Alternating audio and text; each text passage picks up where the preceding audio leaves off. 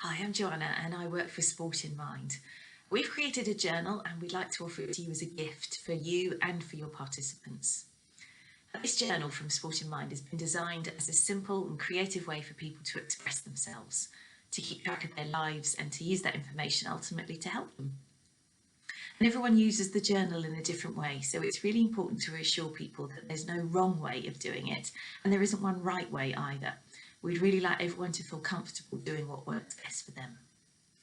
So why have we gone with a journal?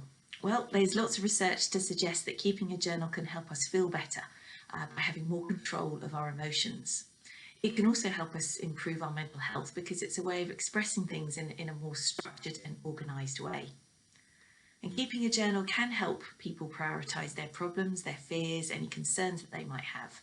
Seeing them written down or drawn on paper gets them out of their heads and onto something tangible. The journal can also help with tracking thoughts, feelings and symptoms that can identify triggers, which can help us learn ways to control them better. But of course, the journal can't fix everything, of course. It can provide somewhere to focus on more positive thoughts and behaviour instead of on the negative, but it won't fix everything. When we're feeling really stressed or uncomfortable, it's often difficult to think clearly. So keeping a journal can help us identify what's causing that problem, that stress or anxiety, and record it by drawing it or writing it down. And once we've identified the problem, it can then become a little bit easier to resolve and to help us reduce our stress levels now and in the future. And many people find that writing in an ordinary journal is a little bit daunting because it's full of blank pages and don't quite know where to start.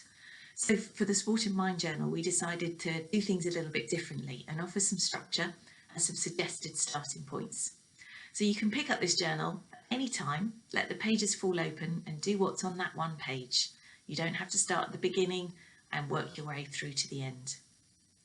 We have included some blank pages, which people can use however they like.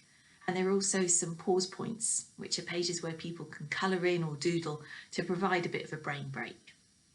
All in all though, remember that filling in a journal is just one piece of the recovery puzzle. All the other parts, like being active, participating in sport or another type of physical activity, eating well, resting, relaxing, and importantly, seeking support when you need it, they're really crucial too.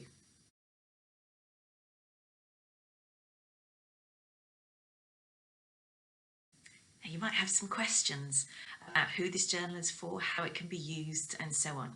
So we've put together answers about the who, the what, the when, the where, the why, and the how to get the best out of the journal. Starting with who is it for? The journal is designed for anyone who would like to use it, and in your role, you'll probably be suggesting it to participants who might like to use it as a way to help them feel more active and to focus on some consistent, healthier habits for them. So this journal helps anyone who wants to track their thoughts, their feelings, their symptoms, that can help them identify their triggers. And it can also offer them some ways to learn to control these triggers a little bit better, all the while alongside other pieces of the recovery puzzle. It can be used every single day if people want, or less frequently if they prefer. It's most useful, we find though, when people use it regularly as part of their daily routine. And of course, we've made it really mobile. It fits easily into a bag, but equally it can be used at home too. So having it nearby can encourage people to use it more frequently. Now, as we've already mentioned, there's a lot of research to suggest that keeping a journal can help us feel a little bit better by giving us a bit more control over our emotions, noticing as they come up, noticing how we feel. It can help us improve our mental health too, because it's a way of expressing things in a more structured and organised way. And it offers us an escape really, and a way to be a bit more creative. So how can you support your participants with the journal? The main thing really is to encourage them to be consistent with it and to make it part of their routine. Some days they might not feel like using it. So when that happens, encourage them to do just one very small thing, something like colouring in or noting down how much water they've drunk. And then on better days, they might be feeling more creative and they might want to tell you about it too. So be open to using the journal to start some conversations, bearing in mind though that your participants might like to keep the contents private. Either way though, the journal has been designed to be a way of holding hope with participants who are feeling unwell and reminding them that better times are coming.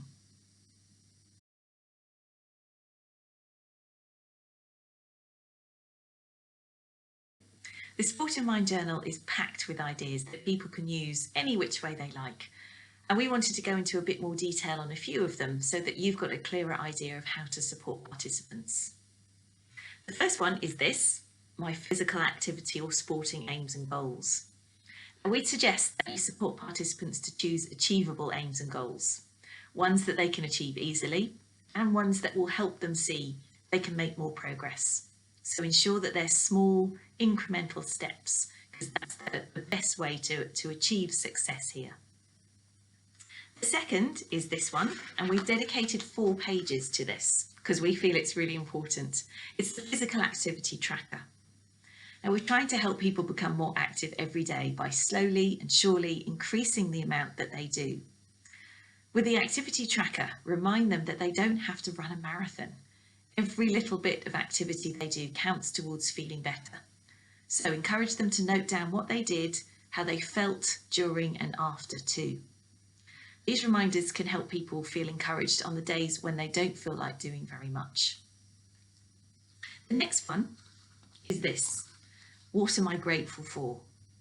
The aim of the Sport in Mind journal is to notice the small things. And it's the same with the gratitude tracker. It can be a bit overwhelming and perhaps insincere to be grateful for everything every single day. So help participants notice just one thing and note it down. And they can add to the list anytime they like. And the final one we wanted to flag up is this, about activity breaks. So at Sport in Mind, we know how important being active is, and that's why we've included so much about it in the journal. The page on activity breaks helps people see that being active isn't necessarily about going to the gym or for a very long walk and then doing nothing else for the rest of the day. Instead, it's about finding ways to get up and be active, perhaps while doing other things, so it becomes part of everyday life and therefore, hopefully, becomes a healthier habit.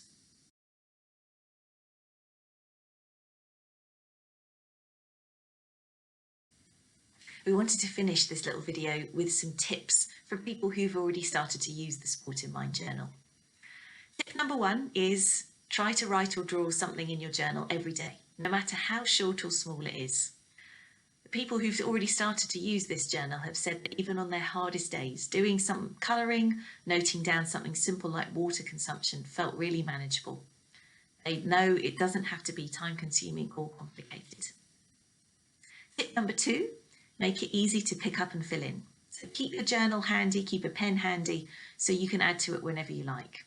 Then it becomes part of your daily routine, just like being physically active or taking part in other sport. Tip number 3, if you want to set yourself some goals, keep them manageable and achievable. Lots of small incremental steps is way better than one big leap. It's much more sustainable and helps you see that you can make more progress. The next tip is write or draw whatever feels good for you. Just let the words, let the drawings flow freely. There's no wrong way to do this. It's your journal. You don't have to share it with anyone and you don't have to talk about it if you don't want to. But if you do, and if you want to share your thoughts with trusted friends, maybe professionals or loved ones, you could show them parts of your journal or use it to help start a conversation about how you were feeling. It can also help jog your memory about the things that have gone well or the things that didn't work well for you.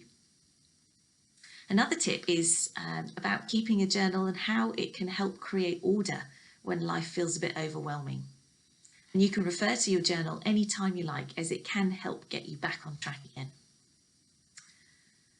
Another tip was about seeing your journal time as personal relaxation time. So write or draw in the journal in a place where you feel comfortable, maybe with a cup of tea. Our participants said that they began to look forward to writing or drawing in their journal because they remembered that, like playing sport and being physically active, was doing something beneficial for their minds. Keep reminding your participants that the journal is for them to use however they like. They'll find their rhythm, and you can ask them about it if that feels right. Being interested in them and their experiences shows that they are interesting and important people. And most of all, we at Sport in Mind would love for people to use the journal to help them make small changes, and with your support, to do what works best for them.